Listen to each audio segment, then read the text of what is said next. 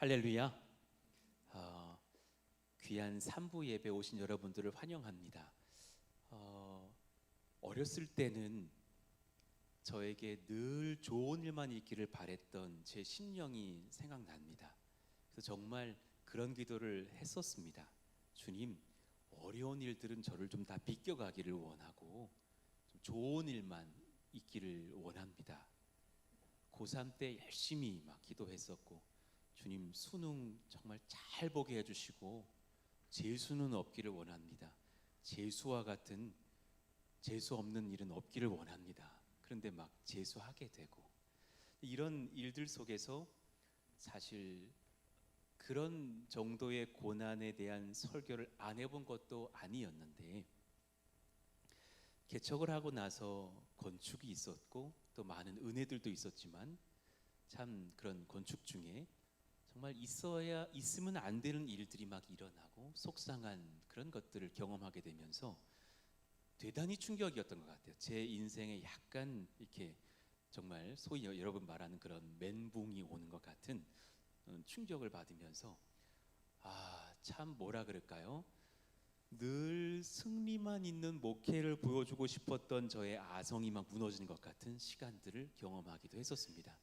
근데 도리어 오히려 그럴 때 우리가 같이 연단 당하면서 기도하고 엎드려지는 시간들을 보내지 않았는가. 1, 2부 때도 말씀을 받으셨겠지만, 그런 분들이 계시겠지만, 하박국서는 주님께 묻고 주님께 답을 듣는 하박국 선지자의 그런 영적인 질문과 응답의 대화가 이어지고 있습니다. 그런 중에 주님께 먼저 구했던 것은 어찌하여 이 시기에 우리가 이렇게 악을 경험합니까? 라는 질문이었고, 그리고 또 한 가지는 그런 중에 또한 하나님, 어떻게 악을 당한 것도 서운한데 그 악한 일, 고난들이 내게 막 흘러 넘치는데 그 일들이 저 악인들을 통해서 내게 있는 것입니까? 이것이 어떻게 가능합니까? 그리고 나서 이제 주님께 답을 듣는 시간들이 이어지죠. 첫 번째 깨달았던 것은 이 진리였어요. 우리에게는 연단의 고난이 필요하다라는 진리입니다. 우리에게는 주님 앞에 연단 받아야 될 고난이 참 필요하다. 1대지 한번 열어봐 주시겠습니까? 고난은 믿음 안에서 반드시 끝이 있다. 그러니 연단 받아야 될 고난을 우리가 감당하게 하시는 주님의 지혜가 우리보다 훨씬 더 크고 깊다라는 것을 깨닫죠. 그런데 그 약속의 말씀 속에서 또 한 가지 주시는 지혜는 뭐냐면, 연단의 고난은 반드시 끝이 있고 믿음을 지키는 의로운 성도는 은혜를 입을 것이다. 고난은 끝이 있다라는 것을 아셔야 됩니다. 깊이 마음에 묵상하시면서 믿으시기를 원합니다. 고난은 유효합니다. 고난은 그리고 우리의 생각보다 그리 길지 않다라는 것을 말씀합니다. 하박국 2장 3절 한번 읽어봐 드릴게요. 이 묵시는 정한 때가 있나니 그 종말이 속히 이르겠고 결코 거짓되지 아니하리라. 비록 더딜지라도 기다리라. 지체되지 않고 반드시 응하리라. 바벨론 압제의 때도 경험하지만 바벨론이 흔들리고 무너질 날도 있을 것이다. 여러분에게 지금 임한 고난이 무엇입니까? 그것 지나갑니다. 지나갑니다. 예전에 어떤 남자 집사님 그러셨어요. 우리 아이의 사춘기는 진짜 영원할 것만 같다고. 근데 그 아이 이제 성숙해진 모습 보고서 그분이 저에게 말을 바꾸셨던 기억이 나요. 이것 또한 지나가는 줄 목사님 그때 말씀하셨는데 이제야 알겠다고. 고난은 반드시 있겠지만, 그리고 고난이 오래 갈 것 같지만 끝나고 오래 가지 않을 것이라고 말씀하심을 알아야 됩니다. 그런가 하면 두 번째, 고난의 시간은 사실은 실제적으로는 우리에게 득입니다. 따라합시다. 고난은 득이다. 고난은 손해인 것 같은데 고난은 실로 득입니다. 고난 받아서 손해 봤다라는 분들 계시면 아직 잘못 보신 겁니다. 셈을 다 안 해보신 겁니다. 저희 아이들 이렇게 막 학교 수업 같은 거 이렇게 좀 잡아주다 보면은 제 어렸을 때의 죄성하고 너무 유사한 걸 봐요. 이렇게 적당히 하는 모습들을 봅니다. 고난 당하는 걸 싫어하더라고요. 이렇게 틀렸어요. 이렇게 제 어느 아들인지 딸인지는 난 말하지 않겠지만 그 모든 유전병이 제 아이들에게 흘러가기 때문에 틀렸는데 일단은 채점하기를 너무 싫어합니다. 뒤에 그 해답이 왜 이렇게 있잖아요. 그 문제집에 채점 안 하려고 하더라고요. 채점이 두려운가 봐요. 그 싫은 거야. 그래서 막 이제 맞은 것도 있고 틀린 것도 있고 막 있을 거 아니에요. 다시 풀어봐라. 금방 풀었대. 좀 이상하더라고요. 보니까 슬쩍 2, 3, 3, 5 뭐 이런 거 한 거야. 이거 한 거야. 요거. 혼났어요. 그러고선 아니야. 이거 다시 풀어야 돼. 막 입술이 이렇게 나왔더라고. 풀어라 한 다음에 이제 다시 풀어주고 이제 맞춰보고 또 틀렸어. 그건 이제 이렇게 된 게 아니라 이렇게 제가 체크했어요. X가 됐어요. 그게 너에게 복이다. 이게 오답 정리라고 하는 거야. 이게 복이야. 그리고 나서 또 풀어주고 하는데 애가 거의 막 실신 상태가 다 돼 있더라고 막. 그렇지만 해줬어요. 그리고서는 이렇게 제 예전의 추억이 있는 거예요. 거의 중학교 때까지 제가 학원 다닐 수는 없는 상황이었고 또 어머니께서 이제 수학 선생, 물리 선생님을 해보셨던 분이기 때문에 저를 많이 지도해 주셨던 기억이 나요. 제가 이런 부분에서 이렇게 느끼는 것은 뭐냐면 아이를 교육할 때 고난은 애가 당하는 줄 아는데 수고는 엄마의 몫인 거더라고요. 제가 저희 처한테 얼마 전에 뭐라 그랬냐면 나 애 못 가르치겠다. 너무 힘들다 이거. 제자반이 낫다. 아니 중1과 아이를 누군지 말해버렸네. 모르시죠? 누군지 아이는 모르신다고 봅시다. 예. 그 과정이 어렵더라고요. 이게 쉬운 게 아니야. 무슨 개념도 난해하고 막 그렇더라고요. 무슨 무슨 등식에 무슨 항이 뭔지 무슨 하여튼 다 헷갈려. 하여튼간에 생각만 해도 지금 약간 디프레스가 와요. 쉽지 않더라고요. 그걸 알려주고 먼저 풀어보고 들어가야 되더만요. 그렇지 않더라고요. 근데 제 어릴 때를 생각해 보면 어머니께서 그러하셨겠구나 생각이 들어요. 제가 오면 이렇게 수업을 준비해 놓으셨던 기억이 나요. 그리고 풀어라. 그리고서는 채점을 다 해주셨고 틀린 거 다시 풀어라. 이해가 안 되면 설명해 주시면서 그리고 풀어라. 또 풀어라. 그리고 나서 방학 때 천재 수학이라는 게 있었어요. 머리 좋은 천재가 아니라 문제가 딱 1000개로 끝나. 그 천재 수학을 방학 때 다 풀어주신 다음에 좋아했더니 내일부터 다시 시작이다 그러면서 싹 지워주셨던 기억이 나요. 1000문제를 다 지워주셨어. 2000번 풀게 되면 이제 너 학교 수업 잘할 거야. 그리고 중학교 1학년 때 전교 5등 했던 기억이 나거든요. 독하게 시키셨던 그걸 봐요. 그때 내가 뭘 느꼈냐면 이제 와서 제가 아이들 지도해보고 나니까 이거 손해는 엄마가 보는 거야. 왜 우리가 소 교수님 강의 들어보면은요, 강의는 참 은혜가 되는데 못하겠어요. 엄마 아빠로서 그걸 못 지키겠는 게 너무 큰 거야.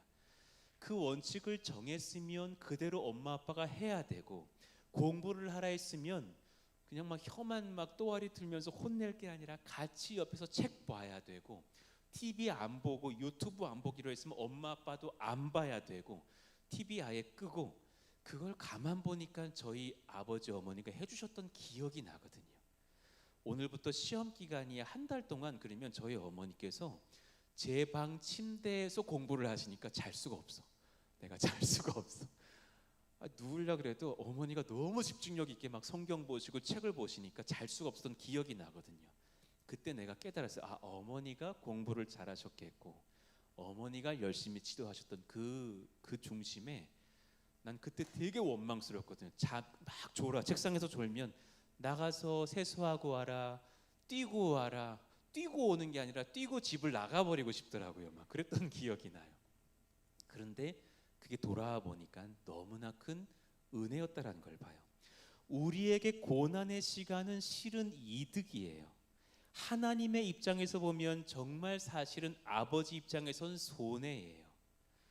우리는 그런 죄성 때문에 하나님께 연단받고 연단받을 때 굉장히 괴롭고 하나님을 원망할 것 같은 시간들이 이어지지만 실제로는 죄성은 폭발하기 때문에 아이들을 그대로 두면 아이들이 공부를 하겠냐고요. 아이들을 그대로 두면 아이들이 교회 생활을 하겠냐고요. 우리가 참고 지도하면서 사실은 그 아이들이 막 이러면서 막 뭘 하는 것 같지만 그 아이들은 실은 이득이고 그걸 지도하기에는 엄마는 속이 까맣게 타고 있잖아요. 그 시간 속에서 참 손해보는 분이 누구신지 다시 성령의 셈을 해볼 필요가 있는 것을 봐요. 우리 죄성의 고민이 뭡니까? 죄가 뭡니까? 우리 죄는 나의 기준으로 나의 행복을 추구하는 것이 죄의 시작이죠. 이기적인 나의 기준으로 평안히 철저히 준비하면서 내가 내 셈을 해요. 내가 그러면 괜찮을 것 같아요. 그러니 우리 죄성의 고민은 뭐냐면 내가 정말 이득을 보는가? 아이들은 계산하고 싹 거짓말도 하고 뭐 이런저런 하는 것을 봐요. 어렸을 때 아버지 어머니가 수요 예배를 다녀오실 때 저한테 꼭 뭐 이러이러한 것을 풀어놓으라 그러셨어요. 뭘 풀긴 뭘 풀어. 형이랑 신탄 게임을 했었어요. 아버지가 그때 생일 선물로 졸랐던 걸 사주셨는데 그 무슨 이렇게 겜보이인가 뭐 그런 거가 막 시작이었던 게 생각나요. 큰 무슨 뭐 이만한 팩을 이렇게 팍 꽂아야 되는 거였고 그게 뭐 잘 안 되면 후 불어가지고 이렇게 끄면 또 돼. 그래서 이렇게 다른 게임은 없고 그걸 사면 주는 게 슈퍼마리오라는 게임이었는데 그거 재밌더만요. 밤 그냥 늦은 밤 어머니 아버지 오실 때까지 9시 오시면 그 전까지 막 게임을 하면서 막 죽으면 뭐 형 나와 내가 할 거야 막 이러고 형 또 너 나와 이러면서 막 띠딘 딘 띠딘 딘딘 이러면 딴 누구 누구 누구 누구 누구 누구 막 했던 기억이 나. 음도 기억이 나. 그리고 이제 딱 아버지 오실 때가 되면 야 됐다 형이 그러면 이렇게 딱 끄고 지우개도 막 지워놔 막 해서 가루 막 만들어. 그리고 이제 완전 범죄를 준비하고 막 괜히 땀 흘리는 척하면서 공부를 막 하다가 아버지가 문을 열고 들어오시면 공부하고 있었냐? 너희들에게 공부가 예배란다. 그러면은 너무 열심히 하고 있었다고 딱 그러면 아버지께서 TV 뒤를 딱 만져보셔요. 그런데 TV가 너무 뜨겁다. 얘도 굉장히 열심히 자기 할 일을 한 것 같다. 그러셨던 기억이 나요. 그래서 막 혼도 나고 돌아보니 얼마나 아버지도 목회하시랴, 어머니랑 아이들 지도 의논하시랴, 온유와 지도와 인자와 꾸중을 잘 이렇게 겸비하시랴 애쓰시고 수고하셨겠다라는 생각이 드는 거죠. 수고는 내가 한 게 아니라 지도하시는 아버지, 부모님께서 하셨겠구나. 그러니 여러분 잘 봅시다. 고난 주시는 핵심은 어린아이와 같은 믿음을 점검하는 거라 그랬어요. 아이들은 부모의 품에 안길 줄 알고 자기 인생을 계획하는 게 아니라 주님께서 계획하실 수 있도록 나를 맡길 줄 아는 거죠. 마태복음 18장 4절 말씀 한번 같이 읽어봐요. 마태복음 18장 4절. 지금 다혜자매님 바빠 막 왔다 갔다 지금 한 분이 정말 너무 고맙습니다. 4절 말씀 읽어봐요. 시작. 그러므로 누구든지 이 어린아이와 같이 자기를 낮추는 사람이 천국에서 큰 자니라 그러셨어요. 자기를 낮출 줄 아는 사람. 그 아이가 어릴 때는 어머니 품에 완전히 안겨 있잖아요. 그때 너무 좋지 않아요? 그때의 은혜가 너무 생각나지 않아요? 이렇게 찬주가 컸는데 그죠? 권사님 어렸을 때 찬주 품에 안았을 때가 엊그제 같잖아요. 그렇지 않습니까? 이제 약간 하은이도 자의식을 좀 더 갖고 있는 시점으로 가는 것 같아요. 저는 좀 깊은 것 같아요. 예전에는 그렇게 저를 인정해 주지 않았었어요. 하은이가 이렇게 인사해도 넌 누구니? 뭐 이런 표정이었는데 요즘은 손하트도 날려주고 뭐 손도 흔들어주고 이러니까 너무 좋더라고. 근데 이제 점차 부모님은 긴장을 하겠죠. 이제 얘가 얘 의지를 말하고 얘 뜻을 찾고 그럴 때가 오겠죠. 우리는 주님 나라 안에서 평생의 어린 아이 같이 아버지 품에 딱 안겨 있는 영혼, 그런 성도 되기를 축복합니다. 아멘입니다. 그 아이들의 특징과 우리들의 특징이 다를 때 사실은 문제가 되는 거죠. 그러나 그때 아버지께서 우리에게 연단하시면서 얼마나 수고하십니까? 우리가 자녀 하나 수학 한 과목 지도하려도 애를 써야 되고 분투를 해야 되고 바쁜데, 하나님 우리를 부르시고 연단하시고 살피시고 꾸중하지만 우리 마음은 안 다치게 꾸중하시고 함께 하시고 위로하시고 회복하시고 상 주시며 내가 너를 사랑한다 말씀하시고 구원하시는 아버지, 그 얼마나 바쁘실까라는 묵상을 해봅니다. 그러니 제가 아까 낮 오전 시간에도 품꾼들의 비유를 말씀드렸었어요. 마태복음 20장에 보면 품꾼들의 비유가 등장해요. 그 말씀은 이러합니다. 한번 1절부터 이렇게 좀 열어봐 주셔요. 주인이 품꾼들을 초대해요. 이른 아침에 제일 먼저 품꾼들을 초대해요. 2절에 보니까 한 데나리온씩 품꾼들과 약속을 합니다. 한 데나리온은 1,000원, 10,000원이 아니라 그날의 하루 품삯이에요. 요즘으로 치면 제가 봤을 때 한 40만 원 보면 됩니다. 괜찮죠? 여러분, 우리 교회 하루 종일 청소하고 저녁에 40만 원 준다면 받아가실 거예요? 뭐 그러실 거예요? 난 꼭 받아가고 싶어요. 여러분, 예전에 저기 여기 마지막 미장하는 사람들 있죠. 타일 하시는 분이 제일 비싸요. 그분이 하루 60만 원. 그분 2명이 와서 막 가슴 떨려. 하루에 120만 원 나가요. 여러분, 저기 정문 붙이는데 그 예쁜 정문 2주 붙이셨어. 얼마야 그거? 2주 동안 2분이 계속 붙여. 속으로 좀 빨리 하시면 안 돼요? 막 자꾸 내가 그랬던 기억이. 한 주 만에 끝냈지 막 이랬더니 안 되는데. 와, 막 그 일당이라는 게 받는 분은 기쁘겠지만, 그런데 주는 사람 입장에서는 고민도 많고 이런저런 실리 계산도 해야 되는 것이 사실이었던 것이 기억나요. 그러니 지금 다시 한번 1절을 한번 봐보세요. 천국 품꾼들의 비유인데 실제적으로 우리들은 나도 모르게 품꾼에 관심을 갖는데 성경은 집주인과 같으니 아버지 하나님께 집중하면서 풀어가요. 그리고 하루 한 데나리온씩 품꾼들과 약속하여 포도원에 드립니다. 그리고 그들이 일을 시작했겠죠. 3절 보니까 동네에 또 나가서 오전 9시까지 장터에서 직장을 구하지 못해서 놀고 서 있는 사람들이 있어 그들을 또 초대해요. 그리고 나서 4절 말씀 보니까 내가 너에게 상당하게 주리라. 하루 품삯을 받을 시간이 지나가고 있지만 충분히 줄게. 그리고 부르셨어요. 이 주인이 그리고 또 이상해요. 5절에 보니까 정오 12시에도 나가셔요.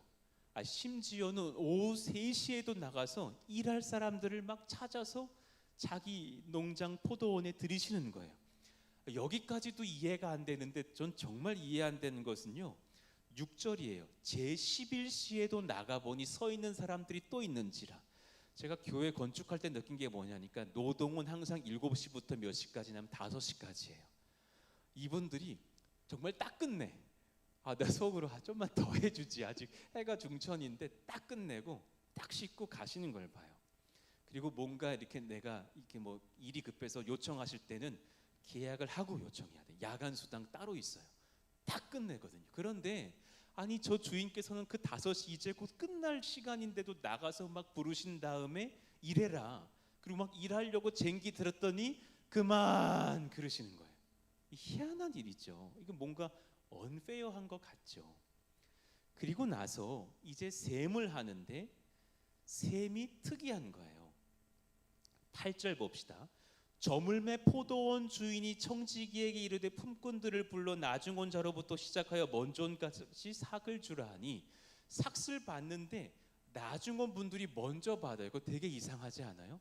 지금 여기 1분단 7시에 오신 분, 여기 9시에 오신 분, 여기 12시 오신 분, 여기 마지막 분단 5시에 세상 말로 기 들어오신 분. 예. 근데 그 5시에 오신 분들이 먼저 좀 쟁기 딱 들었다가 그만 그러시더니 놓고 품삯을 받는데 40만 원, 40만 원, 40만 원, 40만 원 받으면 누가 제일 화나? 이분들이 지금 화나는 거예요. 아니 나는 지금 막 땀이 그냥 등판에 가득하고 이분들은 지금 여기 며칠에 다 끝났는데 그렇게 된 거죠. 자, 정리를 해봅시다. 주인은 분명히 품꾼들과 합의해서 계약했어요. 그래서 하루 한 데나리온 받기로 했던 겁니다. 7시에 오셨던 분들도 이게 이득인 줄 알고 들어오신 게 맞아요. 충분히 이득이니까는 저희 교회 와서 아침부터 5시까지 일하시니까 하루 품삯이 내 일한 것보다 득이라고 봤으니까 오셨겠죠. 두 번째, 주인이 부르기 전에는 이 성경 말씀 보면 모두가 놀고 서 있던 자들이에요. 그들에게 노동이라는 비유지만 작은 고난을 주셔요. 주님은 수고하고 무거운 짐진 자들아 다 내게로 오라, 내가 너희에게 주는 짐은 쉽고 가벼움이라고 그러시면서 나의 멍에를 매려요. 소 코에 끼는 게 멍에거든요. 그걸 주인이 딱 끌면 소는 주인만 보겠죠. 그것만 하면 돼 하면서 잠깐의 인생에 주님 잘 믿고 하나님 앞에서 순종해야 될 신앙의 고난 주시면서 그 자리에 있게 부르셨어요.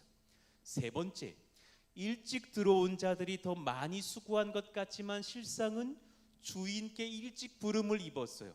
예, 우리는 지금 일찍 주님을 믿었어요. 지금 여러분들 모태신앙이 여기 얼마나 많아요? 우리 지금 여기 청년들도 계신데, 야, 선교 형제도 모태신앙이실 거야. 이름이 선교인데 얼마나 일찍 믿고 비선교적 삶을 살 수가 없어. 이름이 선교야. 얼마나 그렇습니까? 그러니 얼마나 열심으로 주님을 믿고 어릴 때부터 수고했겠어요? 그런데 그분들이 손해가 아니라 하루 종일 바른 일로 주님 앞에 일했던 그 품꾼들처럼 내 평생에 주님 앞에 수고했으니 주님께 영광을 돌렸으니 기쁜 일이고 그들이 받을 하늘의 상이 클 줄로 믿습니다. 예, 귀한 거죠. 우리 늦게 들어온 자들이 세상 말로는 부러울 것 같지만 그렇지 않죠. 이득일 것 같지만 그렇지 않죠. 부름을 입기 전까지 헛된 시간들을 보낸 자들이고 진실한 주인을 만나지 못했던 자들이 험한 시간 보내다가 구원을 얻었던 늦깎이 신앙인들이니까 오히려 인생으로서는 아쉽죠. 예수 늦게 믿고 병이 걸려서 막 치료받고 연명생활이 있었던 분들을 제가 신방에 보면 이 말씀을 정말 많이 하시거든요. 목사님 저에게 10년만 더 주신다면 진짜 저분들처럼 교회 봉사 제대로 한번 해드리고 싶어요. 예수님 이제 믿고 나니까 너무 봉사해드리고 싶은데 시간이 없네요. 와, 정말 교회에서 제일 꾸준한 일, 화장실 청소, 뭐 주차 봉사 그거 한 3년 신나게 하다가 주님께 가고 싶은데 이제 와서 주님 믿은 게 너무너무 감사도 하지만 후회도 됩니다. 그리고서는 병치레 하시다가 돌아가셨던 분들을 많이 봐요. 그리고 모두가 동일한 품삯을 받죠. 자, 그러니 계산해봐요. 누가 이득이에요? 그 주님께 부름을 입은 모든 성도가 다 이득인 줄로 믿습니다. 우린 다 이득이에요. 그러니까 이거 정말 철없는 생각하지 마십시오. 아, 왜 지금 부르셨을까? 제대로 방황하다가 술도 마시고 돈도 벌어보고 뭐 음란하게도 살다가 주님 딱 죽기 전에 예수님 믿습니다 딱 이러면 얼마나 좋을까. 그게 제일 손해보는 사람이죠. 사실은 진짜 이 비유에서 손해보시는 한 분이 있어요. 그게 누구셔요? 아버지 하나님이죠. 누가 손해입니까? 실제로 손해를 본 분은 주인 하나님이시죠. 그분은 낮에 온 사람은 절반만 줘도 되죠. 저녁에 오신 분들은 5분의 1, 4분의 1, 8분의 1 줘도 되죠. 40만 원이 아니라 지금 들어오자마자 종쳤으니 5만 원만 받아라. 그래도 나 좋을 것 같아. 그런데 똑같이 주시고 계시죠. 주님은 손해보시기로 작정하신 분이셔요. 애초에 이득 볼 마음이 없으신 주인 같아요. 15절 말씀, 내가 내 것을 가지고 내 뜻대로 할 것이 아니냐. 아니 내가 손해보겠다는데 너 왜 난리야. 선함으로, 내가 선함으로 네가 나를 악하게 보느냐. 너가 계약한 이득 다 줬고 저분들에게도 좋은 것 주려는데 손해는 내가 본단다. 16절 말씀 같이 한번 읽어봐요. 시작. 이와 같이 나중된 자로서 먼저 되고 먼저 된 자로서 나중 되리라. 주님의 은혜 베푸시는 방식이에요. 저는 저희 아버지를 생각하면 존경스러워요. 작았던 교회에 부임하셔서 3대 목사로 부임하셔서 열심히 수고하셨고 정말 그 보수적인 교회에 애를 쓰셨던 기억이 나요. 소위 보수적인 교회에 뭐 하나 바꾸려면, 왜 그런 말씀 들어봤어요? 목사님들 7년에 걸쳐서 저 피아노 1년에 1cm씩 이동해야 된다고. 뭐 바꾸면 안 되는 거. 저 피아노 이렇게 오는데 7년 걸린다고. 그런 거 다 지켜가시면서 많은 분들을 섬기셨고, 한 200명 교회가 막 갈라지고 분열했을 때 오셔가지고 한 3,000명 교회를 성장시키셨던 아버지를 기억해요. 애쓰시고 수고하셨고 항상 조심하셨고 사랑하시려고 몸부림쳤던 분이셨던 걸 제가 고백해요. 그리고 나서 아들이 제가 철없는 목사가 되고 나서 개척을 하는데 그 은혜가 제게 막 부어지는 것 같은 깨달음을 저는 많이 느껴요. 저는 진짜 한 게 없어요. 근데 교회는 은혜 가운데 이렇게 좋은 분들이 모이고 성장하고 있는 것을 봐요. 이렇게 좋은 건축물도 주시면서 예배함에 부족함이 없는 것도 주신 걸 봐요. 그리고 요즘 많은 분들이 저 건물들을 두고 기도하고 계신다라는 소문을 들었어요. 목사님 교회 건축하시느라 많이 후회하셨는데 하나님 저 건물들을 지어주시니 너무 감사합니다. 그리고 저는 한 번도 생각해 본 적이 없는데 기도를 하신다는 얘기를 들었어요. 저기를 뭐 주셔가지고 우리 교회 뭐 또 교육관으로 삼아주시고 뭔가 자꾸 업체들은 들어오지 않게 하시며 뭐 이런 기도를 하신다는 말씀 들었는데 뭐 이건 방송으로 나가도 되는 건지 모르겠는데 또 주인이 들으시고 또 고소하시면 안 되는데 하여튼 그렇지만 이와 같은 하나님께서 막 역사하시는 일들이 일어나면서 제가 너무 정말 하나님의 은혜 가운데 있는 것을 보거든요. 그리고 제게 주님께서 하시는 말씀이 있어요. 너가 너 계산을 안 했으면 좋겠다. 성도들에게도 알려주어라. 너의 인생에 너의 육신의 셈을 자꾸 안 했으면 좋겠다.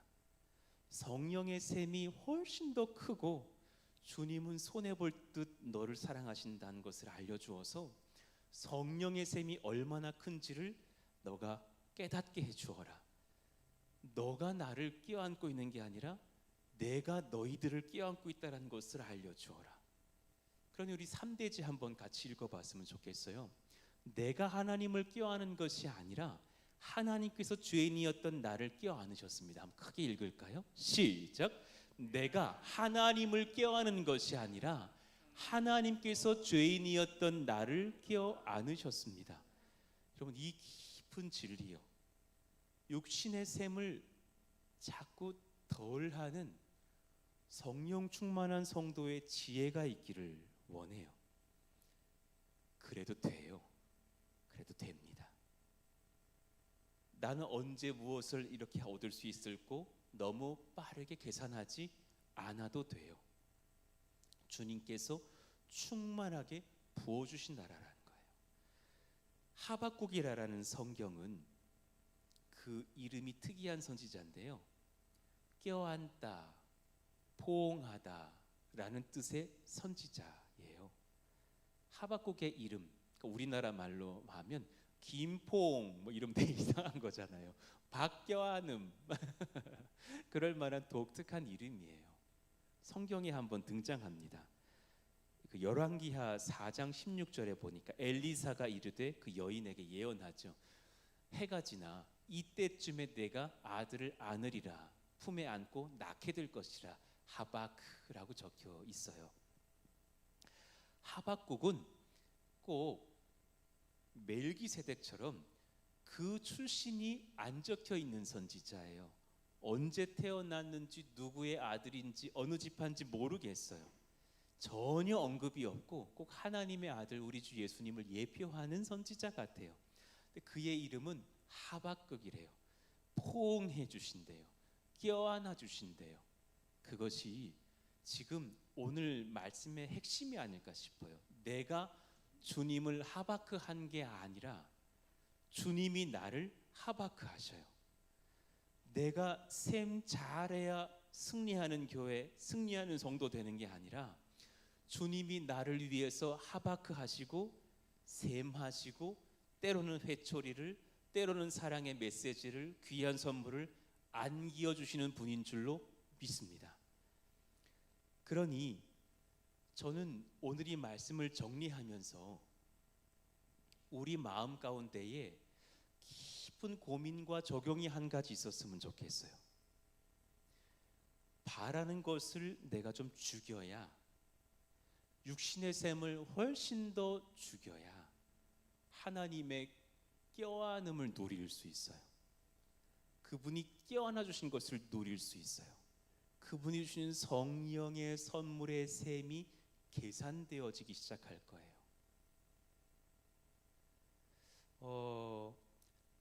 김동호 목사님 설교 중에 하나를 쇼츠로 만들어 놓으신 것을 제가 좀 준비해 왔는데요. 우리 방송팀에서 그 쇼츠가 되게 짧거든요. 2번 연속으로 틀어주시고 묵상해 봤으면 좋겠어요. 잠깐 한번 그 쇼츠 한번 보고서 말씀 정리하겠습니다. 한번 들어보시죠. 소리가 빨라요. 소리가 느려져야 돼. 이건 들을 수가 없어요. 예. 소리를 천천히, 흥분하지 마시고 천천히. 예. 한번 들어봐 주십시오.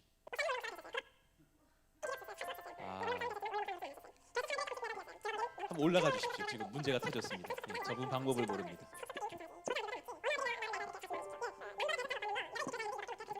근데 뭐 좀 들리는 것 같기는 해요.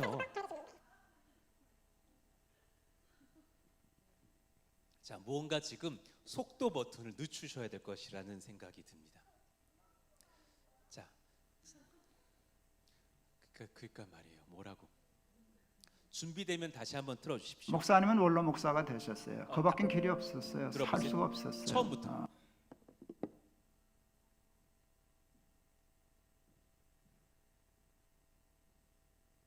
목사님은 원로 목사가 되셨어요. 그 밖엔 길이 없었어요. 살 수가 없었어요. 근데 원로 목사는 되셨지만 원로 목사 노릇은 안 하셨어요. 교회에서 생활비를 조금씩 매달 드렸어요. 제가 보기에는 너무 부족했어요. 다른 교회 원로 목사님보다 대우가 좀 부족해서 제가 섭섭해서 목사님 섭섭하지 않으세요? 하고 물었어요. 기가 막힌 대답이 나왔어요. 섭섭하긴 감사하지. 효자 아들보다 낫지. 어느 아들이 나를 매달 그렇게 40만 원씩 줘. 예, 남보다 대접 잘 못 받는 거 내가 이렇게 교회 잘 했는데 이거밖에 못해. 그런 생각 없었어요. 그걸 못 박은 거예요. 그걸 죽이니까 교회가 좋아지는 거예요. 그걸 죽이지 못하면 목사도 죽고 교회도 죽는 거예요. 목사님은 원로 목사가 되셨어요. 그 밖엔 길이 없었어요. 살 수가 없었어요. 근데 원로 목사는 되셨지만 원로 목사 노릇은 안 하셨어요.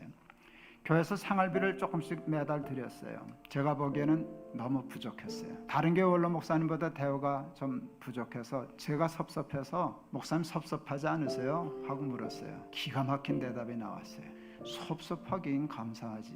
효자 아들보다 낫지. 어느 아들이 나를 매달 그렇게 40만 원씩 줘. 예, 남보다 대접 잘 못 받는 거 내가 이렇게 교회 잘 했는데 이거밖에 못해. 그런 생각 없었어요. 그걸 못 박은 거예요. 그걸 죽이니까 교회가 좋아지는 거예요. 그걸 죽이지 못하면 목사도 죽고 교회도 죽는 거예요. 목사님은 원로 목사가 여기까지 보겠습니다.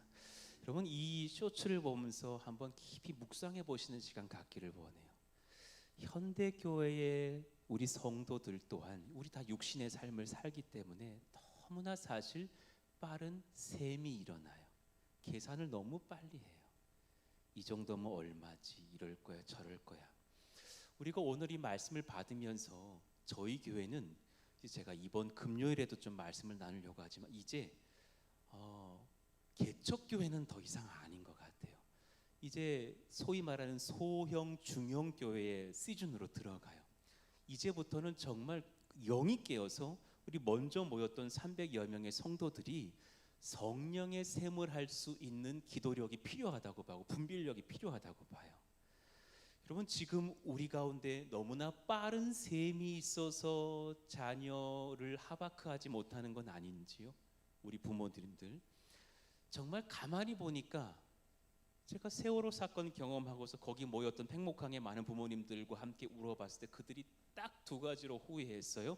아이가 건강한 것과 아이가 신앙이 있는 것을 기뻐하지 못하고 오로지 공부하다가 5만 원 주면서 이 수학여행 갔다 오면 똑바로 공부해, 그리고 등 후려치고 애 보냈는데 애가 안 돌아오는 거예요. 한 번도 복음 전한 적이 없었고 한 번도 그 아이의 살아있음에 기뻐한 적이 없었대요. 그리고 그때 너무나 많이 우리가 울며 회개했던 시간들이 있었어요. 그 아이를 향한 셈이 너무 빠른 건 아닌가요? 그 신앙, 그 건강만으로도 기뻐할 수 있는 자녀 되십시오. 부모 되십시오. 이 아이들이 이번 수련회 때 은혜 받고 돌아온다면 기쁨으로 하박해 줄 수 있는 엄마 아빠도 되기를 원해요. 우리의 고난과 우리의 염려가 지금 너무 셈이 빠른 것은 아닙니까? 한번 나를 점검해 보신 다음에 그것들, 아까 그 목사님 그러셨어요. 바라는 것을 죽이니까 평안이 찾아온다고. 내가 너무 바라던 것들을 죽이고 나니까 평안이 찾아온다고. 내가 누군가에게 기대한 것들을 내려놓고 나면 그 며느리 사랑할 수 있어요. 그 시아버지 시어머니 기뻐할 수 있고 내 남편 아내 사랑할 수 있어요. 그런 은혜들이 우리 가운데 일어날 수 있고 그 연단의 시간 오히려 나를 하나님께서 꼭 안고 계시다라는 그 평안이 우리 가운데 충만하시기를 예수 이름으로 축원합니다. 우리 같이 한번 이사야 66장 11절 말씀 읽고서 찬양했으면 좋겠어요. 주님 품에 안겨있는 어린 아가처럼 주님의 은혜 가운데 거합시다. 읽을까요? 시작. 너희가 젖을 빠는 것 같이 그 위로하는 품에서 만족하겠고 젖을 넉넉히 빤 것 같이 그 영광의 풍성함으로 말미암아 즐거워하리라. 아멘입니다. 우리 아까 불렀던 우리 찬양 한번 다시 불러봐요. 내가 너무 계산 빨리 안 할게요. 육체의 셈들을 좀 내려놓을게요. 내 아버지 그 품 안에서 내 영혼은 진실로 하바크 안전합니다. 그 은혜 가운데 서 있을 수 있는 성령의 셈을 할 줄 아는 백성 되기를 원합니다. 자리에서 일어나서 찬양하고 기도해봐요. 내 아버지 그 품 안에서 내 영혼은 안전합니다. 주 손길로 내 삶을 안아주시며 내 삶을 안으시니 그 평강이 나를 덮습니다. 평강이 나를 덮습니다. 한 번 다시요. 내 아버지 내 아버지 그 품 안에서 내 영혼은 안전합니다. 불안한 듯 계산하지 않겠습니다. 주 손길로 내 삶을 안으시니 그 평강이 나를 덮습니다.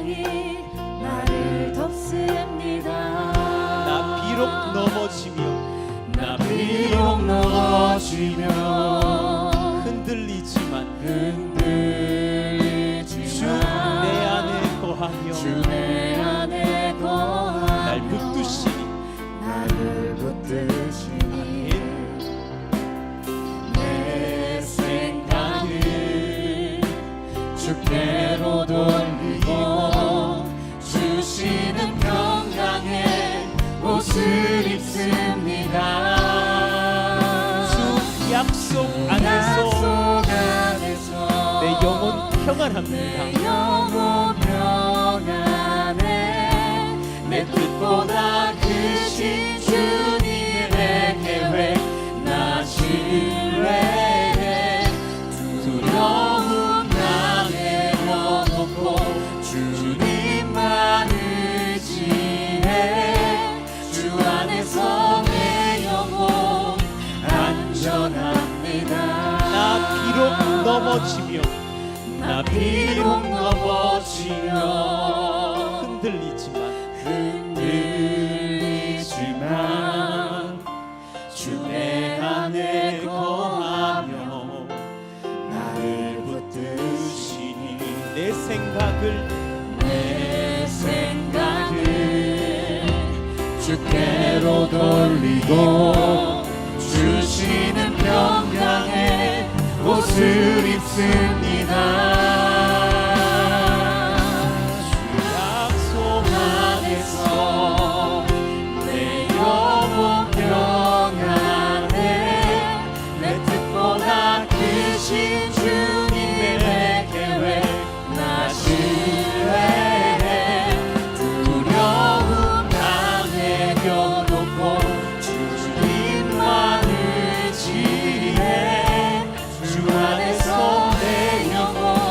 안에서 찬양할 수 있을까요? 주 약속 안에서, 약속 안에서 내 영혼 평안해. 내 뜻보다 크신 주님의 계획, 제가 주님 앞에 평안으로 신뢰하기를 원합니다. 주님만 의지합니다. 주 안에서 내 영혼 안전합니다. 두려움 다 내려놓고, 두려움 다 내려놓고 주님만 의지해. 주 안에서 내 영혼 안전합니다. 같이 기도할까요? 그리고 어느 원로 목사님께서 한국 교회에서 존경받던 그 원로 목사님, 전도사님들 정도밖에 안 되는 적은 사례를 그렇게 원로 목사 위로금으로 매달 받지만, 사례로 받지만, 거기에 내가 연연하는 것이 아니라 하나님께 나를 맡겨두고 하나님 품 안에 있는 것에 기뻐하기로 했노라고, 이렇게 귀한 것들을 주시는 교회에 감사하기로 했노라고. 그랬더니 그 교회도 목사님도 또 하나님의 나라도 성령으로 충만했다라는 것이 아닙니까? 우리 마음 가운데에 하나님, 내가 참 빠르게 두려워하고 빠르게 셈하고 빠르게 내 득을 계산하는 것들 이 시간 내려놓겠습니다. 하나님께 맡겨드리고 하나님 앞에 온전히 안겨서 하나님이 제일 좋은 것을 주시는 줄로 알고 평안을 회복하기를 원합니다. 그러한 심령 되기를 원한다고 바란 것 먼저 내려놓습니다. 육신의 셈 내려놓습니다. 주님의 성령의 계산이 나를 뒤덮고 있다는 것을 알고 평안을 선포합니다. 그런 은혜를 이 시간 간구한다고 주여 한번 부르짖고 기도합니다. 주여, 하나님 감사합니다. 이런 은혜가 우리 가운데 있기를 원합니다. 주님 품에 안겨 있으면 그것으로 족합니다. 아버지 품에 안긴 어린 자녀가 되기를 원합니다. 성령이여 도우시고 인도하시며 주님 말씀하시기를 원합니다. 바라는 것을 죽이니까, 육신의 셈을 내려놓으니까 도리어 주님의 셈, 은혜가 남는다는 것을 고백합니다. 현재 내가 그것을 너무 빨리 계산해서 두려워하지 않겠습니다. 너무 빨리 염려해서 괴로워하지 않겠습니다. 나의 몸과 내가 책정해서 섭섭병 걸리지 않겠습니다. 오히려 주님께 만족하며 저는 하늘의 은혜에 저를 맡기겠습니다. 하나님의 은혜에 우리 아이들을 맡기겠습니다. 하나님께 복을 얻기를 원합니다. 그런 부요함으로 우리가 서고 누리고 풍요롭게 승리하기를 원합니다. 은혜 가운데 서게 하여 주십시오. 제 마음 가운데 하나님, 이런 성령의 충만한 안도감이 넘치기를 원합니다. 하나님의 것들로 받고 누리며 부요할 수 있는 예배팀, 그러한 교회, 그러한 하나님의 일꾼들 일어나기를 원하오니 성령이여 허락하여 주시사 이 심령에 하나님 앞에서 허락받은 평강, 자유함, 오히려 내려놓음의 역사가 있기를 원하오니 이를 보옵소서. 우리 한 30초만 더 기도하고 제가 축도할게요. 여러분 평생에 잘 내려놓는 훈련 하셔야 됩니다. 성령은 이미 충만한 것을 주셨습니다. 뭘 자꾸 계산해서 정말 인생에 섭섭은 걸리지 않기를 원합니다. 주님께 맡기는 삶 살게 해주세요. 잠깐 기도하고 마무리하겠습니다. 기도합시다. 아버지 도우시기를 원합니다. 성령이 주시는 그 풍성한 은혜를 받아 누리면서 내가 도리어 내려놓는 자유함 주시기를 원합니다. 이제 우리 교회가 그러한 것을 실천할 수 있는 직분자들이 일어나기를 원하고, 그러한 것을 감당할 수 있는 넉넉한 아버지 품에 안긴 자녀들이 되기를 원하오니 성령 허락하여 주십시오. 아버지 소망합니다. 이끄시고 인도하시기를 원합니다.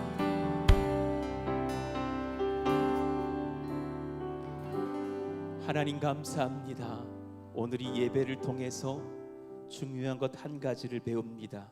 육신의 생각은 빠른 내 이득 계산을 하려 하겠지만 오히려 손해 보시는 분은 아버지이시고 평생의 은혜만 받는 자들은 우리라는 것을 잊지 않게 하여 주십시오. 그래서 우리가 이 귀한 교회를 지켜가고 믿음을 지켜가고 아름다운 사랑의 연합 귀한 가정을 지켜감에 있어서 우리의 육신의 셈보다 더 풍성한 것으로 셈하실 성령의 계산 앞에 나를 맡겨드릴 수 있는 거룩한 분별력 허락하여 주옵소서. 바란 것을 내려놓고 주님 주실 것을 소망하며 기뻐하는 어머니 품에 안겨 젖을 먹는 아가 같은 신앙 허락하여 주옵소서.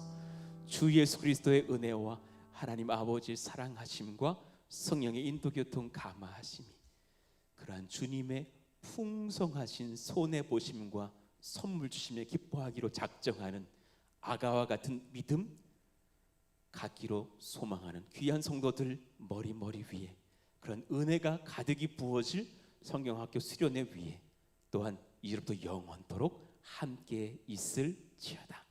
아멘.